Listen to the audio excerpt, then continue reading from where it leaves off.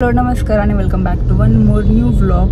सर्वात आधी तुम्हाला सर्वांना आषाढी एकादशीच्या खूप खूप शुभेच्छा। तर आज आहे एकादशी आणि आम्ही निघालो आहोत मंदिरमध्ये। हॅलो हाय कर आहू पण आहेत। यस सो सकाळी उठून घरची पूजा वगैरे झाली, आरती झाली आणि घराजवळच एक विठ्ठल रुक्मिणीचं मंदिर आहे। सो आम्ही विचार केला की जाऊन मंदिरामध्ये दर्शन घेऊन येऊया छान।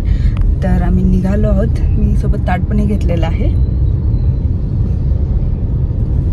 चला तुला काय बोलायचं? बोल काय बोलायचं?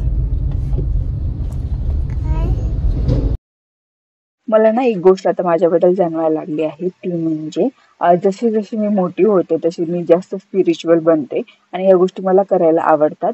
आणि मला फक्त करायलाच नाही आवडतात तर या गोष्टीबद्दल खूपच जास्त अभिमान वाटतो की किती छान संस्कृती आहे आपली, किती किती छान छान गोष्टी आहेत आपल्याकडे, पण ज्या आपण एक्सप्लोर नाही करत। आणि आजकाल आपण बघतो किती पाश्चिमात्य संस्कृती वाढत चालली आहे, लोकांचे विचार वाढत चालले आहेत। आता येणारी जी नवीन जनरेशन आहे त्यांचे विचार माहित नाही कसे असतील, काय असतील वगैरे, तर त्यांना ही छोट्या छोट्या गोष्टी सांगणं किंवा आपली संस्कृती त्यांना दाखवून देणं खूप जास्त गरजेचं वाटत आहे। त्याच्यामुळे ना मी प्रयत्न करते की होता होईल तितकं जास्त स्पिरिच्युअल बनण्याचा आणि पिलूला पण मी त्याच गोष्टी शिकवण्याचा वगैरे प्रयत्न करते। तर आज ना माझ्यासाठी संडे हा नव्हता, सकाळी मी 6:30ला सुटली होती, कारण की काल रात्रीच मी ठरवलं होतं की आज सकाळी मस्त 6:30ला उठायचं, सगळी आवरावरी करायची, छान मंदिरात पण जाऊन यायचं। आणि आजकाल ना याच गोष्टीमुळे समाधान भेटत आहे। म्हणजे आपण बाहेर जेव्हा बघतो ना दुनियामध्ये इतकं काही चाललेलं असतं, तेव्हा आपण जेव्हा या गोष्टी करतो ना तेव्हा आतून आपण स्वतःला समाधान देत असतो, एक मानसिक संतुलन आपण आपलं राखत असतो। आपण म्हणतो ना स्वतःसाठी वेळ दिला पाहिजे, हे केलं पाहिजे, ते केलं पाहिजे। मी तर मध्ये थोडंसं स्पिरिच्युअल बना, म्हणजे अध्यात्माकडे जा। असं नाही की पूजाच केली पाहिजे, हेच केलं पाहिजे, ते केलं पाहिजे, पण जे तुम्हाला छान वाटतं, जे गोष्ट केल्यानं तुम्हाला छान वाटते ते करत राहा।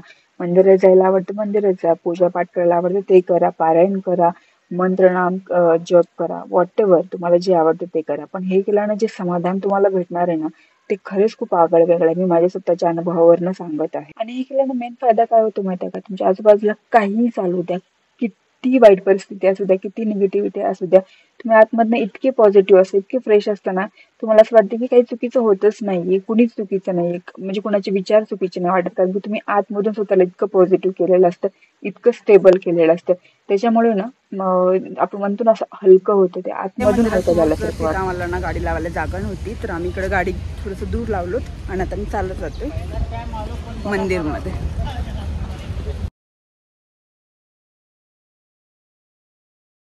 आणि खरं सांगू का, मी जे म्हणते ना स्वतःसाठी तरी केलंच पाहिजे, पण ना आपली संस्कृती आपण जपायला पाहिजे। आपण आजकाल बघत आहोत पाश्चिमात्य संस्कृती इतकी वाढत चालली आहे, लोकांचे विचार बदलत चालले आहेत। जी नवीन येणारी जी जनरेशन आहे ना त्यांना या गोष्टी जर माहीत नसल्या किंवा आपण त्या त्यांना सांगितल्याच नाही तर ऑब्व्हियसली ते त्यांना माहीतच होणार नाही। आणि मग त्यांची जी विचारधारा असेल ती जसं या आधुनिक काळानुसार किंवा कलियुगानुसार त्यांची तीच बुद्धिमत्ता होणार आहे, तीच विचारसरणी होणार आहे। त्याच्यामुळे कुठेतरी ना लहानपणापासून आपण आपल्या मुलांना ह्या गोष्टी शिकवत गेल्या पाहिजेत, ह्या गोष्टी सांगत गेल्या पाहिजेत। त्याचा परिणाम हा होईल की कुठे ना कुठे त्यांच्या मनावरती, बाल मनावरती हे रुजत जाईल आणि ते जसं जसं मोठे होतील ना त्या गोष्टी हे ऑब्व्हियसली फॉलो करणार, कारण की आपण त्यांना खूप म्हणजे आधीपासून या गोष्टी सांगत आलो, शिकवत आलो आहोत आणि हे म्हणजे पिढ्या पुढे वाढत जाणार आहे। त्याच्यामुळे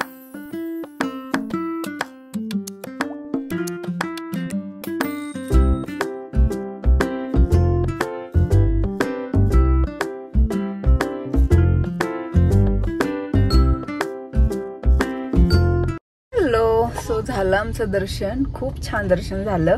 आज मोठी एकादशी होती ना त्याच्यामुळे थोडीशी गर्दी होती, अशी लाईन लागली होती आणि आम्ही लाईन मध्ये थांबून दर्शन घेतलं, पण लाईन पण लवकरच संपली आणि मंदिर खूप छान सजवलं होतं। सो ते पाहून तर खूपच भारी वाटलं आणि छान पूजा वगैरे करून आता आम्ही रिटर्न निघालोय घरी येण्यासाठी। आणि मंदिराच्या साईडला ना महादेवाचं पण मंदिर आहे, तिथं पण आम्ही म्हणजे दर्शन झालं महादेवाचं पण।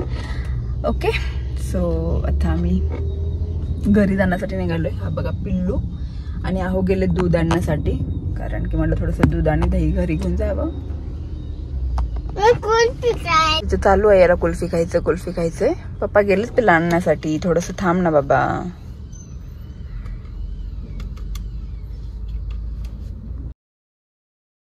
चला पूजापाठ झाली, मंदिरमध्ये जाऊन देवाचं दर्शन देखील झालं, अध्यात्माबद्दल 4 गोष्टी पण बोलल्या गेल्या आणि आता फायनली मी आली आहे किचन मध्ये, कारण की पोटा बनायचं पण आपल्याला बघावंच लागतं। उपवास जरी असला तरी काही ना काही करून खावंच लागतं। सो आता मी बनवत आहे उपवासाचाच. तर मी रताळे काल घेऊन आले होते, त्याला मी आधी उकडायला ठेवून देते, म्हणजे बाकीचं होईपर्यंत उकडून जातील. आणि आज मी जास्त काही बनवणार नाही, साबुदाण्याची खिचडी बनवणार आहे आणि थोडीशी चिप्स वगैरे तळून घेते. कारण की मी 2 दिवसापासून Instagramवरती बघते उपवासाची थालीपीठ, उपवासाचे आप्पे, उपवासाचे गुलाबजामुन, आणि विचार करते यार उपवास आहे की दिवाळी सण साजरा करतोय आपण. उपवासाला उपवासासारखंच ठेवा ना यार, थोडंसं उपाशी राहा ना, तरच खरा उपवास असतो ना. ठीक आहे, आणि ज्याची त्याची चॉईस आहे. तर मी जास्त काय बनवले नाही, जास्त रताळे उकडून घेतले, साबुदाण्याची खिचडी केली आणि थोडेसे चिप्स वगैरे तळून घेतले होते, बस बाकी काय नाही. ओके.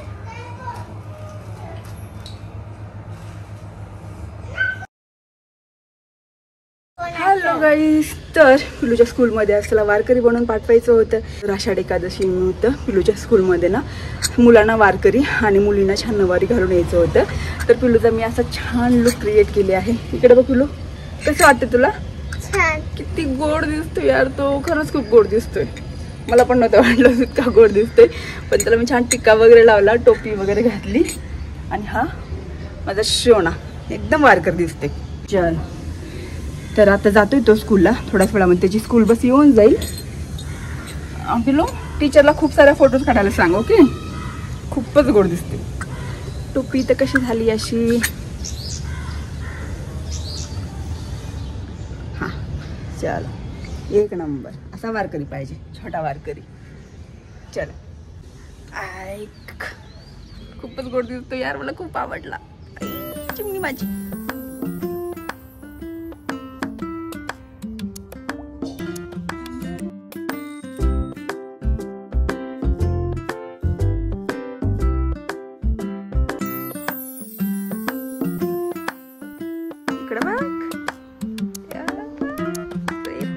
चला तर मंडळी, आपण इथेच थांबू. भेटू नेक्स्ट व्लॉगमध्ये. व्हिडिओ आवडला तर लाईक करा, शेअर करा, सबस्क्राईब करा. ओके, चलो, बाय बाय.